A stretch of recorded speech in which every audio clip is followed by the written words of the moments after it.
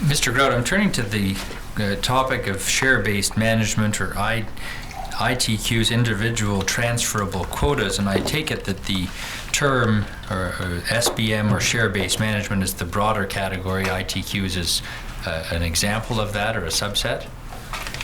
Yes, ITQs are one example of how you might manage to a share, but there are others.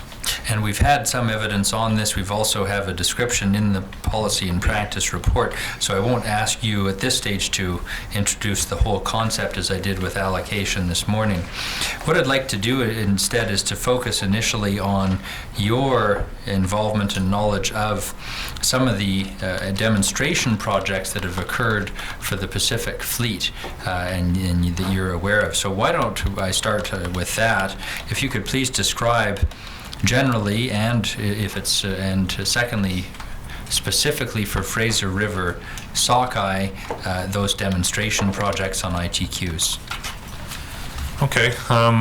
In terms of demonstration fisheries, this a bit of the background context for these is around Pacific Fisheries reform, and looking at some of the different changes that we could make to the fishery consistent with some of the visions and or the vision and principles of the Pacific Fisheries reform. And in terms of implementing some of these projects, we were looking at specific ways that we might do that consistent with some of the it might be helpful actually to go over some of the principles around Pacific Fisheries reform and then get into why we were undertaking some of these projects, just as That's helpful. Context. Yes. I'm looking at, one piece I could refer you to is in the, you've got a tab 27. And that'll reflect number 27 on our exhibit list. And it is exhibit 269. It's already in evidence in the commission. Go ahead. So this was a discussion paper the department released in 2005 after the Pierce-McRae Treaties in Transition and the First Nations panel or Place at the Table reports. Maybe if I could refer you to page 27 in that document, there's some of the principles around fisheries reform that we were taking into account when we were looking at some of these demonstrations. We were looking to improve the conservation performance of the fisheries consistent with the wild salmon policy.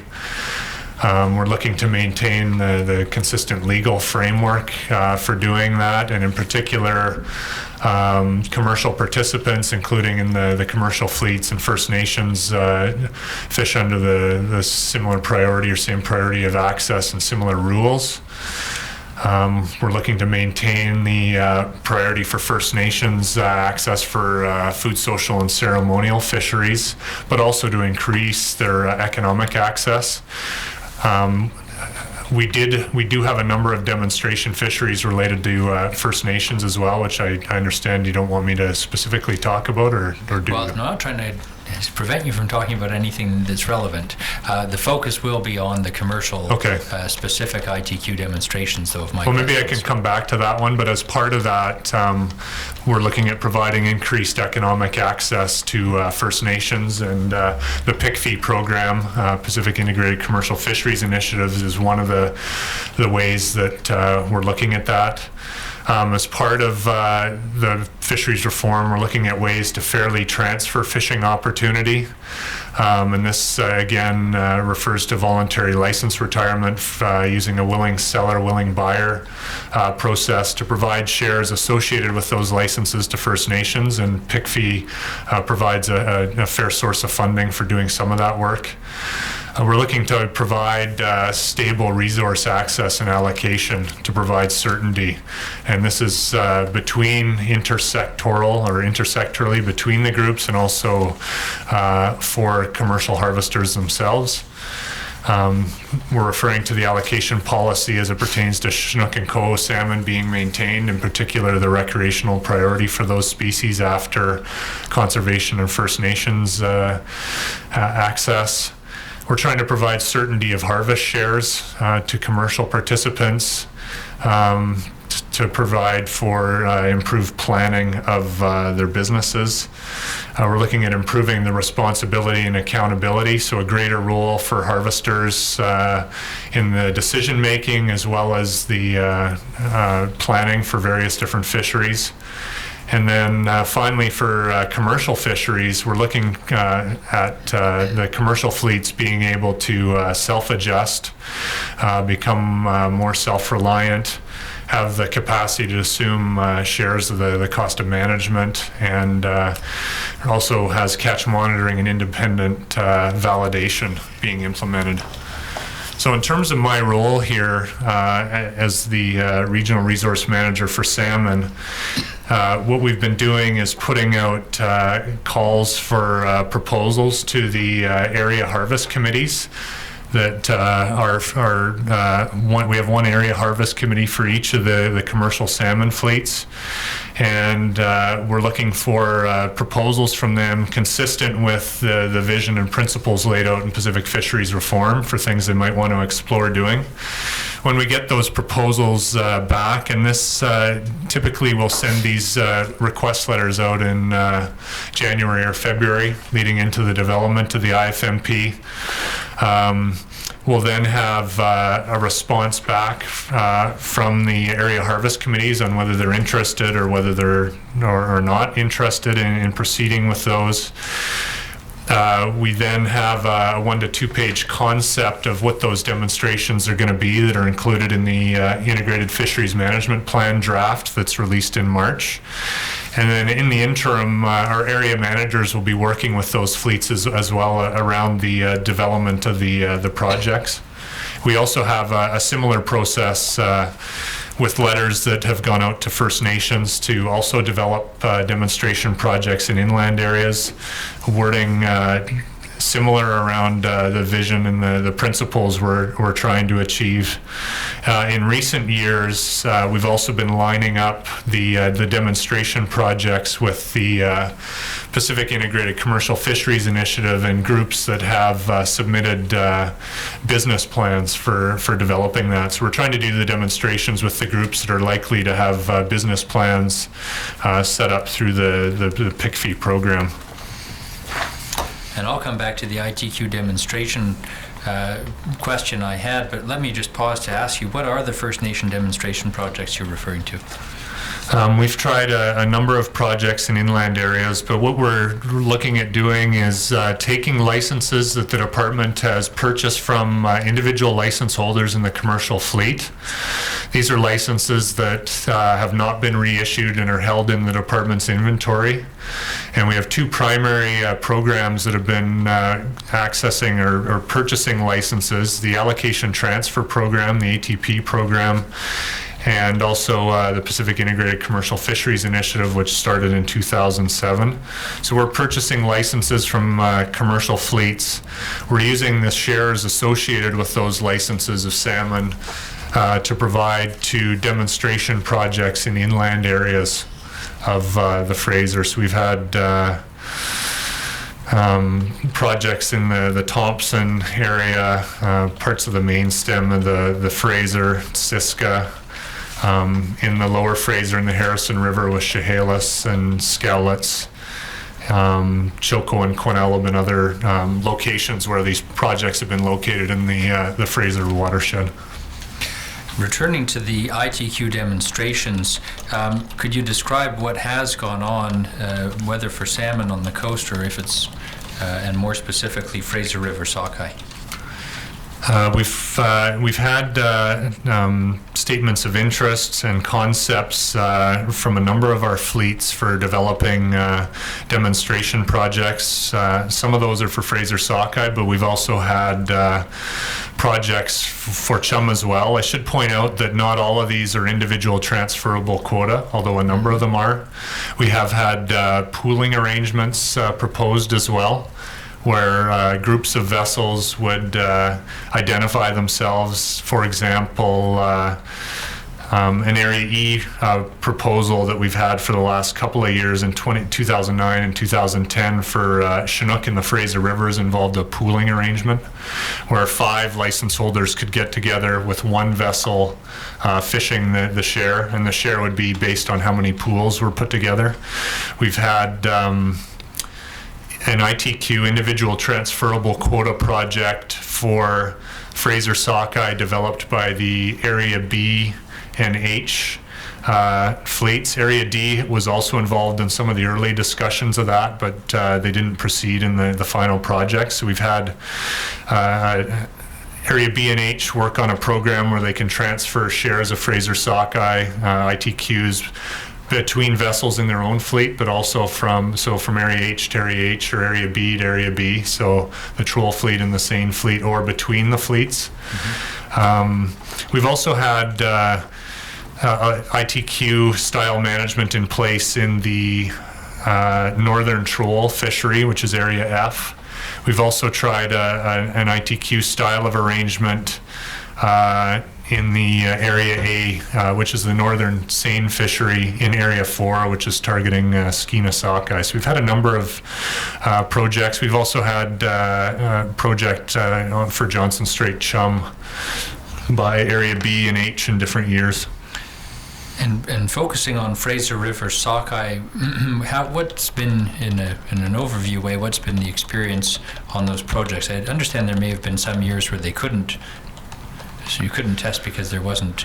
Planning in earnest on the Fraser Sockeye ITQ arrangement was undertaken in 2008, and it involved discussions between Area B, D, and H in terms, and they put together a concept of what that fishery would look like. I believe it's there is a summary document that explains the discussions there.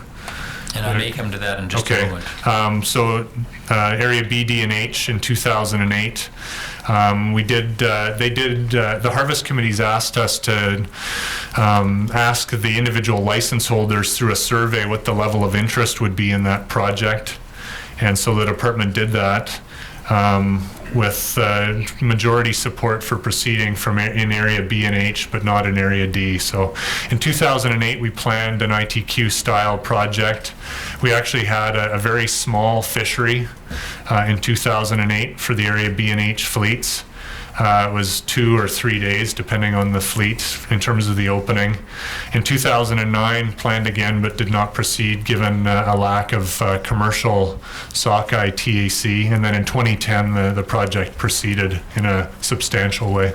Number 41 on our exhibit list is the Davlin Pacific Southern Salmon Integration Project Scoping Report from April of 2008. So I'm as likely to get it as wrong as right, but was that what you were referring to? Yes, that's correct. If that could be marked as the next exhibit, please. Exhibit 461. Just to help us understand about the process for running these demonstration, I'll use the shorthand of ITQ demonstrations, appreciating they're not all ITQ, but for the purpose of my questions. If I could please have the witness shown number 30 on the list. And I take it it's coming up on the screen, an example of a letter sent out to license holders describing the demonstration, an SBM demonstration fishery project where there's strong support for it. This is an example of a letter that would go out to license holders. That's correct. This letter in particular was the letter I referred to earlier to area harvest committees that would have, this is a letter that went to license holders looking for feedback on their interest in participating in share-based management projects. If this could be the next exhibit, please. 462. Number 31 on the list of exhibits is a memorandum to the Deputy Minister dated Christmas Eve 2008. This relates to plans for 2009. and amongst other things talks about the premise of working with area harvest committees where there is strong support for a demonstration. That's correct. If this could be the next exhibit, please. 463. Now, Mr. Grout, when we met with you, you provided to us a ballot summary, and if number 42 from the list of exhibits could please be shown. And there may be something else we should move to after this in terms of a summary of results from surveys, as you've alluded to, but can you describe, please, what this is? You've shown me a couple of documents here, maybe just a bit of context for the commissioner in terms of what the department was doing here. We work with the elected representatives on the area harvest committees in developing the demonstration projects as the elected representatives. In terms of getting views of individual license holders, the primary way that the harvest committees do that is through the department, which controls the information on contact information for each of these license holders. So when an area harvest committee or the department wants to gauge the level of support among license holders, we do that by mailing something out to all the license eligibility holders.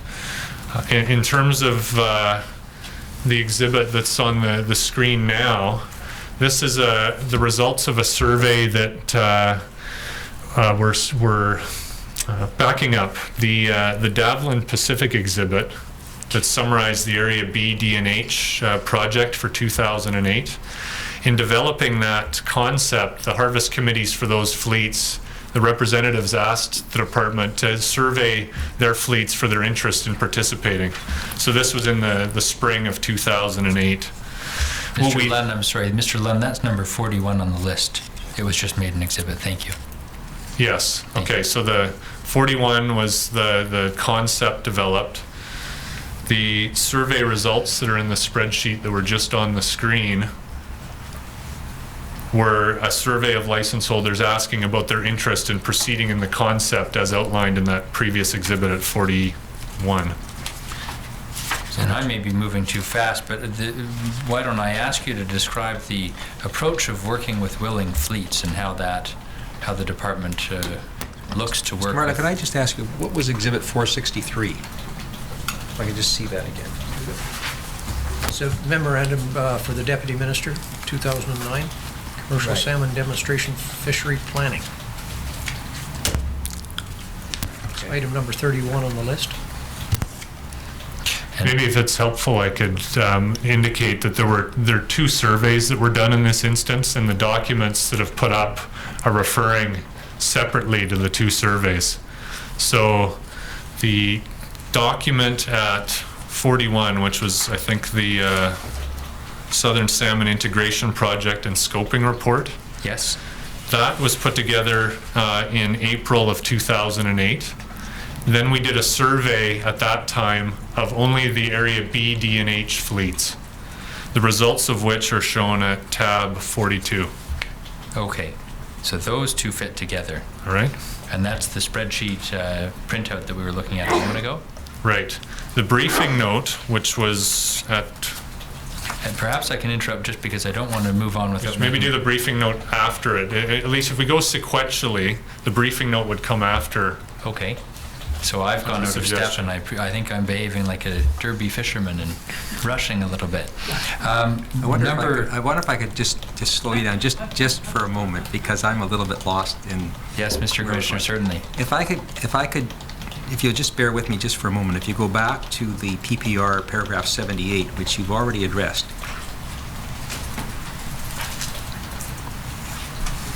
That refers to a document called an allocation policy for Pacific salmon, a new direction. And that's referred to in paragraph 78 of the PPR. And you've addressed that, Mr. Grout, I believe, just a little bit earlier today, The allocation policy. when you talked about the 7 overarching principles. And I think your answer to Mr. Martland was that those remain the principles. Yes. Okay. And then Mr. Martland took you to a document, at least it's tab 27 in the binder, but it's the Pacific Fisheries Reform document, and it's dated September of 2005. And he only, I think, took you to the appendix, Appendix 1, but that's a rather detailed document discussing, according to the table of contents in any event, the key elements of reform and the evolution of licensing and so on and so forth. And now you're talking about documents in 2008. I'm just trying to understand, we're now in 2011, how we got from whatever the date was, 1999, the new direction. The allocation policy. For Pacific Island, a new direction. And then we're in 2005 with the document, and here we are in 2011. But in 2008, something is happening. How do I understand how all these things fit together in terms of what the DFO is doing in terms of the management of the fishery? How is this evolving in terms of a sequential sort of treatment of moving into this area? That's a good question. There's a series of, or there's a progression of moving forward in terms of reforming or looking at potential reforms to the fishery. So we start with the allocation policy in 1999, which remains in effect. We have a number of issues, though, and around the reform of the fishery that have been identified, and the paper talks about some of the background. So this is the paper at tab 27, talks about a number of the changing conditions around the fishery, and it summarizes some of the points that came from the Pierce-McCrae report and also the First Nations report in the previous years. From there, the department has been working to explore some of the ways that some of the elements that are laid out in the discussion paper around Pacific fisheries reform might be implemented in some of our fisheries. And it's been from 2005 to present, we've looked at demonstration fisheries potentially as a way to explore how we might implement elements of what's discussed in that Pacific Fisheries Reform paper. And depending on the year, we've had different proposals made for different species in different areas. And 2008 fits into this part of the puzzle as a year when we were looking at a proposal from the 3 fleets in the south, Area B, D, and H, at a potential demonstration of how they might manage their shares for Fraser sockeye, consistent with some of the directions we were trying to take with reforming the fishery. And I'll just ask one more question. Do I understand then that from 2005 to present, because earlier I think you used the term that the principles in the earlier document were driving the management of the allocation policy, but do I understand that from 2005 to present, what you're now looking as drivers would be the principles or the objectives that are set out in this 2005 document? I think maybe both use the word principles. The allocation policy itself and the principles therein are the overarching framework within which we're managing salmon. The principles outlined in this paper are outlining the ways we're trying to implement the vision outlined under Pacific Fisheries Reform, consistent with the principles we already have in the allocation policy. I see. I wonder if I could have you, well, I'd like to go back to that memorandum to the Deputy Minister. I keep forgetting to write down the exhibit number once it's in, but number 31 on our list. Thank you. And let me just read from it and try and frame the question. The first point under the summary, this note outlines the management approach planned for continued expansion of share-based demonstration projects with commercial salmon fleets for 2009. The next bullet goes on to refer to survey packages being mailed out to all commercial salmon license holders in each commercial salmon fleet to gauge support for proceeding with share-based demonstration fisheries in 2009 for their fleet. And it says results from the surveys will be used to inform development of demonstration fisheries for those fleets for 2009. This would seem to suggest, in light of the Commissioner's question to you, that there's a a progression and increased effort over time on the part of the department to work up and develop these this trial use of SBM models. Is that a fair way to put it? Yes, in terms of this node, we for the first time we surveyed all the license holders at the same time, and we asked specific questions that were developed for each of the 8 commercial fleets around their willingness to have their area harvest committee work with the department to develop a share-based management regime, and then we identified by each of the commercial fishing or commercial areas, A to H, the specific species that they would primarily be focused on to see whether there was a difference of opinion among the fleet depending on the species as well. Mm-hmm. And when I asked a question about willing fleets, the third bullet on this document talks about different levels, really. First, where there is a strong majority support for proceeding, that's within a fleet, is that right? That's correct, among the license holders. The department will work with the AHC to develop demonstration fisheries that will proceed on a full fleet basis using existing commercial licenses. As a second category, where there is slim majority in support of proceeding, the demonstration project may be considered on the merits of individual project proposals. Otherwise, i.e. without support from the fleet, all vessels will participate in a competitive derby fishery as in past years. Right, and this is really getting at the need for having support among the license holders to proceed with something, and also from the area harvest committees as well, which are the representatives the department has to work with in developing these sorts of projects. We recognize that support might be split in the fleet around how to proceed, so really we'd be looking to see if we could work out a project that made sense to the area harvest committee, which is a group that's accountable to their license holders through an election process that occurs every 2 years. Why is the full fleet basis important? Why is that done? In 2005 and in some of those earlier years, we had used scientific licenses to well, maybe backing up here, a bit of context. So the commercial fishery is closed unless it's otherwise open by variation order. In the usual competitive fishery that we've had for salmon, when the fishery's open, individual license holders are unrestricted in the number of fish they can catch. So they would go out and catch as many fish as they could when the fishery's open. So the commercial license is one tool we have in managing the fishery. When you want to, in the early years, we entertained the notion of splitting an individual fleet up. And I'll use Area F as an example. It's the Northern Troll Fleet. It fishes for Chinook in the northern area. It has an annual TAC that's set. Some of the fleet wanted to proceed with an ITQ demonstration. Others wanted to remain as part of the derby fishery. So what the department did was split the TAC between those two groups. For those that wanted to fish in the derby fishery, they could do so using their existing commercial licenses. For the other group, to manage them, we used scientific licenses to manage the fleet that wanted to do the ITQ demonstration. In those licenses, we provided for specific shares of the harvest, as well as other conditions related to the demonstration.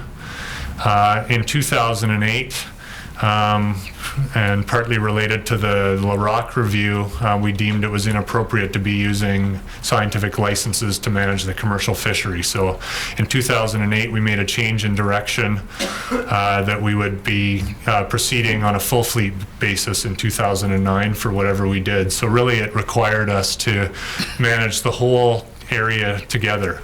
So we did start using Area F as the example again. We began managing that one on a full fleet basis. In the course of zipping through some documents, I didn't have marked as an exhibit the spreadsheet printout, number 42 from our list of exhibits or proposed exhibits.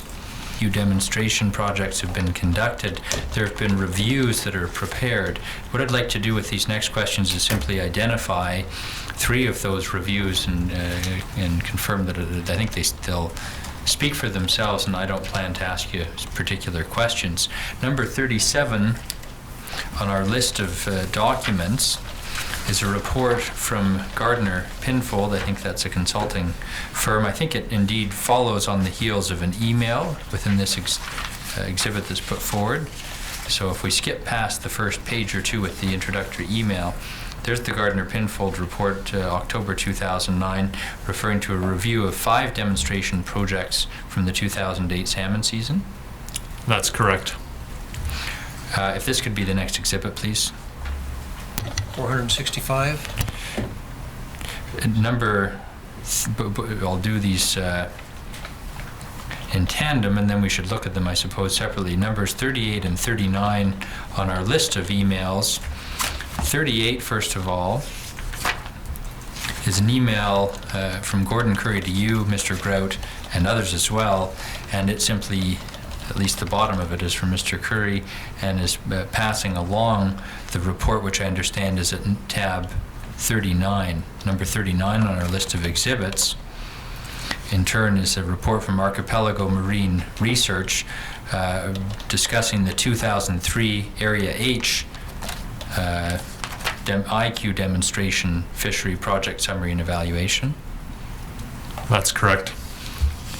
Mr. Lunn, I would, although these are separate on our list of exhibits, if it's agreeable to have these, and Mr. Registrar, you can assist me, if it's agreeable to have these marked jointly, I'd suggest that makes some sense. The email number 38, along with this Archipelago report number 39 from our list.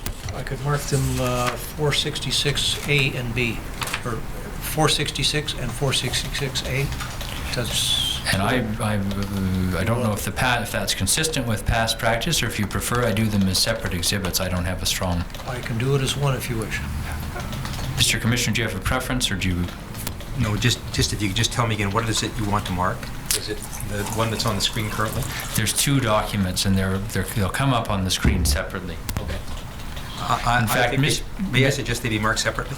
Yes, and Ms. Grant makes a good point, which is the email really just gives us the context, which is that Mr. Grout had received this. Look back on some of these demonstration projects. Whether you wish to refer to the reports or not, my question is a bit more broad. Would you describe the level of success of these different demonstration projects?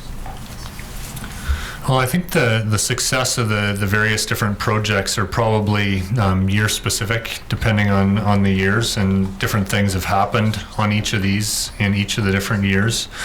What we've been able to demonstrate with the projects is that we have been able to manage the commercial fishery to a defined share of the harvest. And we can do that using the existing commercial license conditions is what we've used in recent years for the full fleet projects. In earlier years, we did it using the scientific licenses. We've had in these projects improved monitoring and accounting of the catch. In implementing these demonstration projects, what we're looking at doing is having the individual vessels fixed to a defined share of the harvest. And to have accountability with those numbers, we've had independent monitoring in place with mandatory dockside monitoring and offload verification of the catches. We've also, on the departmental side, been learning a fair bit about the management requirements to set one of these projects up and support them. We've had to develop databases to handle, for the individual transferable quotas, reallocations between license holders. And so that's been an element that's been handled by the department. As I mentioned, independent service providers have been able to link into the database to verify the catch numbers with the allocations held by the licenses so that we can do that reconciliation. We've had in these reports advice provided by the various different consultants around various different elements of these fisheries. In a number of cases, they've been implemented in challenging conditions. For example, in 2008, when we did the Area B&H ITQ project for the first time, we had a very small commercial allocation of Fraser Sockeye. We announced a TAC of 100,000, and due to changing conditions, there was no TAC the following week. So in that particular case, we had Area B and H were out participating in this project. I believe the catch was in the range of 10 to 15,000. So they harvested under the 100,000 TAC, which, had it not been a demonstration project, I would have expected to have seen a higher harvest in that case. So it has shown ability to control the harvest when there's a small amount of TAC available. In 2010, we had a much different circumstance with a building run of Fraser Sockeye that kept increasing through the season. So that we were able to learn quite a bit about how to control an ITQ-style demonstration fishery as the fishery proceeded by releasing the quota amounts in an incremental fashion. So we've been able to implement these fisheries using the existing licensing tools that the department's got at its disposal. Does the migratory nature of Fraser Sockeye, in particular, and this need to have updated information through the year once you're assessing, as you assess the size of the return, does that make it especially difficult to use an SBM type of a management model, or is it neutral vis-a-vis that versus a Derby style management? Well, I think the changing abundance and changes to the total allowable commercial catch through the season pose a challenge for all of our commercial fishing fleets. At any given time, we're managing based on the best information available on what the commercial TAC is. In a Derby, or in one of our competitive Derby fisheries, we'd be looking at a target amount of harvest that's available, and the department would be trying to set the parameters for a fishery opening. But once the fishery was open, the vessels would be allowed to harvest unlimited amounts of the fish, consistent with their license conditions and the opening time that's provided. So it's a relatively imprecise way of achieving a catch target, especially if there's a relatively small TAC available. On the ITQ side of things, there's better precision in terms of management of the harvest because the individual licenses are fishing to a predefined share of the TAC. Each license condition would specify a percentage share of the commercial TAC. Once the commercial TAC is announced, it's a simple calculation to determine how many pieces of salmon could be harvested. Once the license holder had fished their allocation, they have to stop fishing.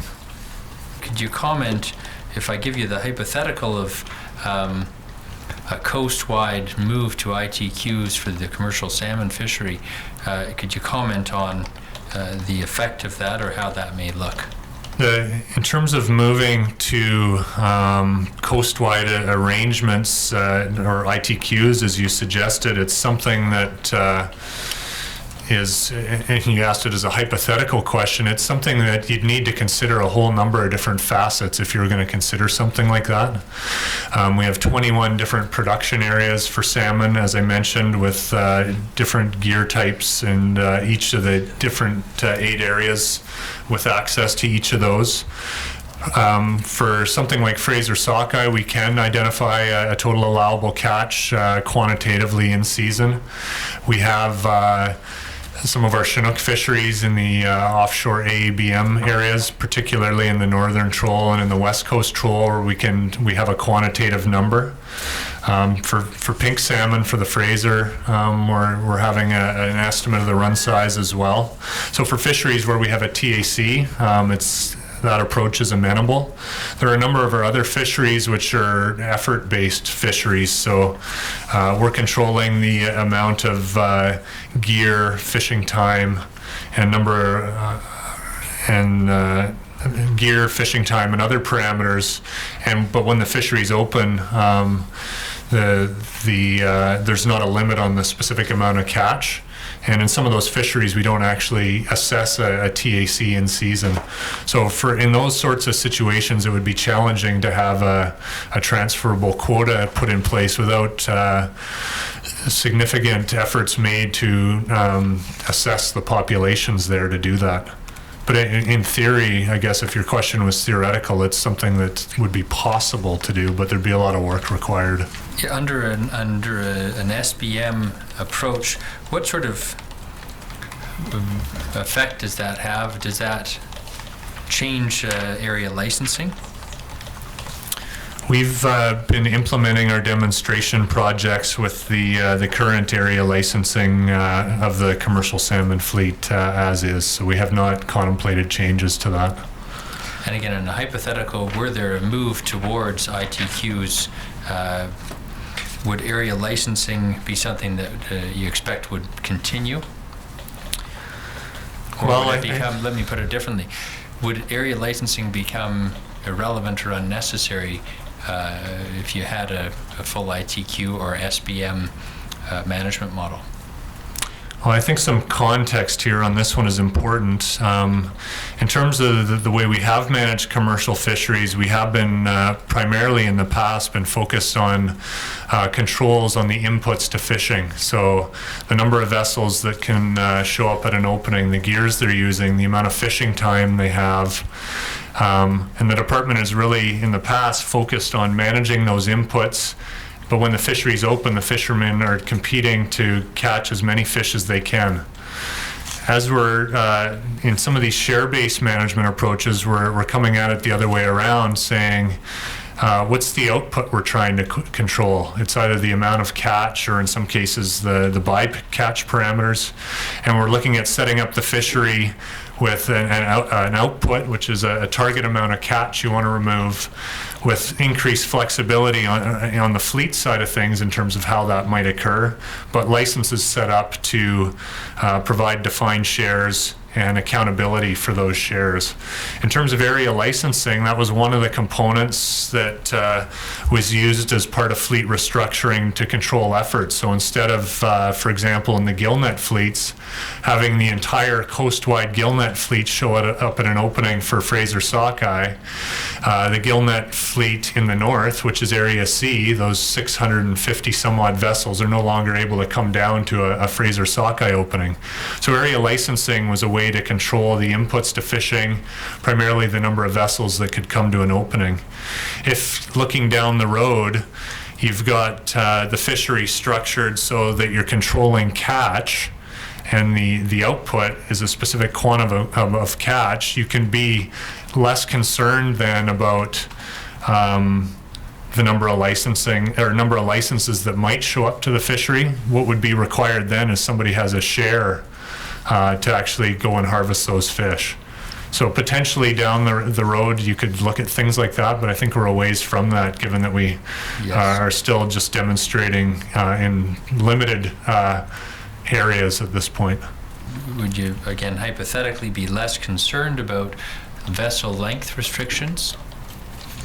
Again, the vessel length in the salmon licenses are vessel-based, associated with the vessel for most of our A category licenses. The vessel length is really a proxy for one of the inputs to fishing, which is how long can you stay out on the water, how many fish can you catch and hold during the fishery. If that same vessel is no longer participating in an opening using in a competitive opening where it can catch unlimited numbers of fish and instead has a defined share of the harvest, the constraints on the vessel are less important because you're not using that to control the fishing effort anymore. The control on the fishing becomes the share that's prescribed on the license. I have a document I'd like to take you to, please, number 29 from our list of exhibits. It's a PowerPoint, and it says on the first page, it refers to an Ops Committee discussion, July 21 of 2009. Could you, first of all, confirm that that is what it says it is, a presentation made to the Ops Committee in 2009 on defined shares for salmon management? Yes. If that could be the next exhibit, please. 470. And if I could please take you in, let me ask first, what is the Ops Committee? It's a committee, it's an internal departmental committee that's I'm not involved with. Usually, I've been there on one or two occasions, not related to this presentation though, where they are discussing at the director level with the RDG specific issues around specific operational issues. And if I could take you please to page 10 of this document, and I think page 10 sets out Area Harvest Committee views on SBM. This, as I take it, stems from surveys that were conducted in 2008. Yes, I did contribute information to this presentation, and the results shown here are the results of a survey that the salmon team sent around to individual license holders to solicit their views on share-based management and whether they'd like to have their harvest committee work with the department on those. What the table of results shows is each of the different shooting this at myself. Each of the different commercial license areas from A to H. The percent support for demonstrations varies depending on which questions we'd ask the fleet in terms of which species they were interested in. So in some cases, fleets were more interested in looking at a demonstration for some species than others. Mm-hmm. And then finally, in the final column, just shows you the percentage of the surveys returned, which is simply the number of surveys we received back divided by the total number of license eligibility holders. Excuse me, Mr. Bartlett, that document marked as 470 should be 468. I'm sorry, 468, is this the current document? No, the one before we marked it as 470. Okay. My writing is getting in the way. No, I haven't made it easy for you, Mr. Giles, so it should be 468. The one previously marked as 470 should be 468. Thank you. The next one will be 416. Thank you. You're pessimistically assuming I have more documents. I do. I'd like to go to number 32 on the exhibit list, please. Let me do this. I'd like to consider over the lunch hour how we'll proceed on some of these. So I'm going to set aside the documents and ask you a few last questions before we break, Mr. Grout. The first one is this. Is the department committed to moving to an SBM management approach for the salmon fishery? I think that's a vision that is outlined in the Pacific Fisheries Reform, and we're looking for ways that we can move forward with identifying how share-based management can work for salmon. What stands in the way of a move to SBM? I think there are a number of complexities, and we've touched on some of them with how you can implement share-based management in salmon and how the framework should be designed. The intention of demonstration fisheries is to explore some of the ways you might try and implement it. In other parts of the world, share-based management fisheries have been done on species where the total allowable catch can be fixed in advance for the season. And some of our salmon fisheries are similar to that, but not exactly the same in our troll fisheries for Chinook in the offshore areas. We've got in Fraser Sockeye specifically, we have a TAC that changes throughout the season, so that's an added element that we need to consider. We're also looking at how the shares can transfer between different fleets and eventually potentially to First Nations and inland areas, and how the First Nation fisheries are part of that framework. There's a number of around ITQs themselves. I know you've used the wording interchangeably, but there's a number of different ways you could implement a share-based management program. I mentioned pooling arrangements before, where groups of vessels can come together to access a share. There's potentially a communal basis for doing that. For example, First Nations that have a share may be able to license individual harvesters to fish that share, for example, under a treaty arrangement. We also have ITQs themselves, and there's a whole range of different ways that an ITQ can be designed, including limited transferability or limits to how much transferability that can be in place. Our Northern Troll Area F demonstration fishery has looked at a couple of different rules around that. They have had an interest in not allowing full transferability, in which a few or single vessels can accumulate large amounts of share. Their most recent rule has been looking at limiting the share to 1,500 pieces of Chinook, which would allow for some accumulation of other shares, but then a requirement to fish that share before you could go and acquire more.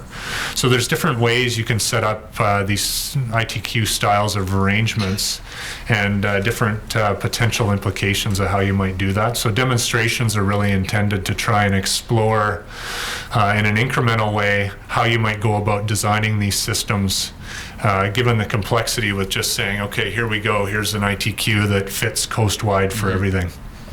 And let me, out of that, ask you, how ready do you think the department is? How much work, how far down the track are you? If this is, assume for that question, this is a progression towards an SBM style of model. Well, I think currently our approach has been to work with willing fleets, and we've also been working with First Nations on these demonstrations. We've been relying to a certain extent on the Pacific Integrated Commercial Fisheries Initiative to help with some of the obstacles around implementation for some of these things. An example would be developing the software for doing these quota reallocations for some of the projects where we're doing that. There's also considerations around how best to design the catch monitoring programs and any assistance with those. There's been work around the assessment of the demonstration fisheries and some of the reports that have been done, getting views from Harvest Committee members, fishermen. There's also important considerations from others that are not directly involved in the projects themselves, including recreational First Nation harvesters that have views on how share-based management might affect their fisheries in the future. And an example there could be on the recreational or in the marine area where you have a share-based or an ITQ style fishery for area B and H. We saw in 2010 that the fisheries were open for longer periods of time, but fewer vessels were going out. And in the past, recreational harvesters have been used to short openings or shorter openings where the commercial fleet is out and then they disappear for a period of days and they, in their words, get the water to themselves. Likewise with First Nations and marine areas where some of the groups are relying on commercial vessels to help with FSC harvests. There's been concerns if they're out fishing in quota style arrangements for the entire week, it might provide less time for getting out to fish for their band's FSC needs. So there's a whole, I'm only touching on some of the issues, but there's a broad range of issues that demonstrations allow us to explore in an incremental way, make adjustments and adaptations to the programs as we essentially learn by doing. Mr. Commissioner, I note the time we're at 12:30. I'm well along through my list of questions, but I will need some time in the afternoon when we reconvene. I wonder if I could just ask the witness before we stand down for lunch. The document at tab 27 that you've referred to, it's Exhibit 263, I believe, Mr. Moore. Can you just tell me who authored this document?